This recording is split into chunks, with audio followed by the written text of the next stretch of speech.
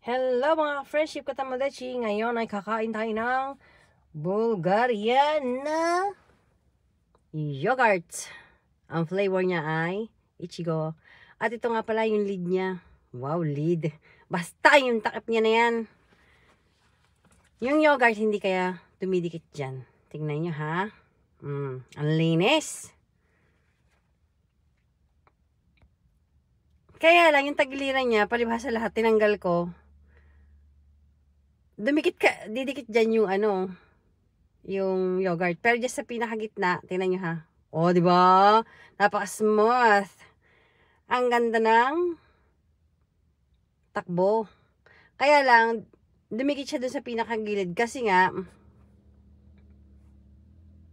may pinakapandikit siya. Pero, pag sa gitna nyo siya inilagay, tingnan nyo naman, napakadulas. Hindi na kayo mahihirapan na, parang ang lagkit-lagkit. Tapos parang, sayang naman, didilaan nyo pa. may ano yan may pinakapandikit. Kaya, kumbaga sa dumikit talaga. Pero sa pinakagitna, kahit nabuksan nyo, kaya halimbawa, sa bahay nyo pa siya kakainin, syempre, alog-alog siya sa sasakyan nyo. Hindi talaga siya dumidikit. At yan ang product ng Bulgaria from Meiji. Ang sarap niyan. Flavor niya ay strawberry, syempre. At yan na nga po, ang unang subo ng inyong matanggay niya. Pangalawa, hindi pa rin talaga malasahan. Hindi pa rin